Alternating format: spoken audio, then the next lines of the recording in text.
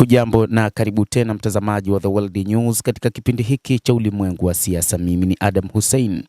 Miongoni mwa ripoti zetu za leo ni kwa nini rais wa Marekani baada ya kusitishwa kwa mapigano alizungumzia suala la kufunguliwa kwa mlango wa bahari wa Hormuz. Moja kati ya jambo ambalo rais wa Marekani Donald Trump lilikuwa likimpa lawama duniani kote ni pamoja na mlango wa bahari wa Hormuz.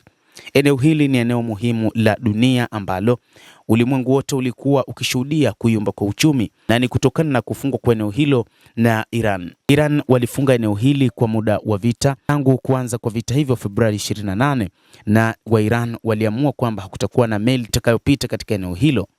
Hata hivyo, watu waliamini kwamba 20 hadi 25 zisingezuia uchumi wa dunia kuyumba ama kukosekana kwa mafuta katika dunia, lakini hali ilikuwa tofauti. Imani ya wengi ilikuwa tofauti. Hali ya uchumi wa dunia iliyumba kwa kiasi kikubwa na ilidhihirisha kwamba eneo hili ni muhimu kwa kiasi gani katika ulimwengu.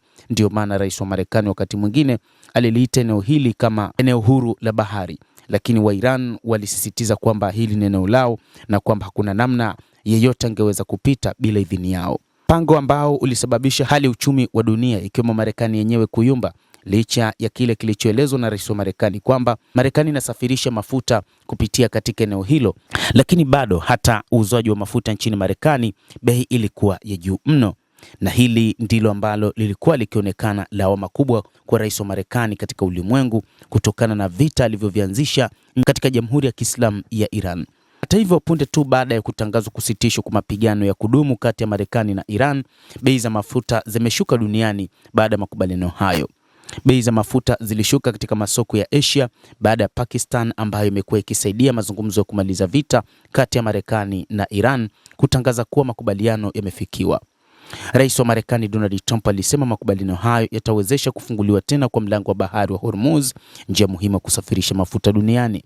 Mafuta ya Brent, ambayo ni kipimo kikuu cha bei ya mafuta duniani, yalishuka kwa 3.8 na kufikia dola 84.02 kwa pipa. Mafuta yanayouzwa nchini Marekani baada ya tangazo hili yalishuka kwa 4.1 na kufikia dola 81.40 kwa pipa. Waziri Mkuu wa Pakistan Shehbaz Sharif alisema hafla rasmi ya kusaini makubaliano hayo itafanyika Ijumaa ya wiki hii tarehe 19 Juni nchini Uswisi.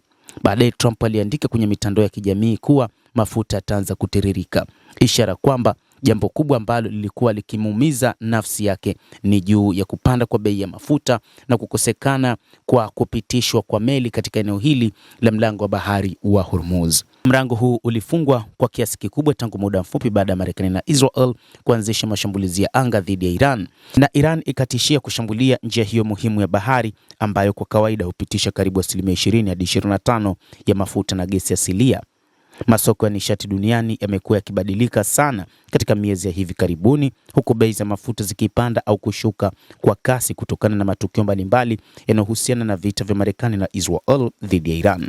Mafuta Brent, ambayo yalikuwa yanauzwa kwa dola 70 kwa pipa kabla ya vita kuanza, yalipanda hadi karibu dola 120 kwa pipa wakati wa vita, lakini wakati huu yameshuka hadi dola 81, maeneo mengine ikiwa ni 84. Mtazamaji wa The World News, hayo ndio ambayo tunayo, na ripoti hii inaelezea namna ambavyo rais wa Marekani baada ya kusitishwa kwa mapigano ni kwa nini alikimbilia katika upande wa kuzungumzia juu ya utiririshwaji wa mafuta. Ni kwa sababu tu eneo hili ndilo ambalo lilikuwa likimpa lawama duniani kote, na hii ilikuwa ndio silaha muhimu ya Wairan wakati wa mapambano. Na ndio maana kwa namna moja ama nyingine, baadhi ya wataalamu wa mambo wanasema kwamba hili lilimlazimu rais wa Marekani Donald Trump kusitisha mapigano mara moja na kukubali matakwa ya Wairan, kwa sababu dunia nzima ilikuwa ikiyumba kiuchumi na hata Marekani yenyewe ilikuwa ikiyumba kiuchumi, lakini lawama kubwa lilikuwa likipelekwa kwa rais wa Marekani Donald Trump. Endelea kutufuatilia, tunakujuza mengi ambayo yanajiri wakati huu kutoka katika eneo la Mashariki ya Kati, lakini pia kutoka maeneo mbalimbali katika ulimwengu. Naitwa Adam Hussein. Endelea kuwa nasi wakati wote kupitia The World News.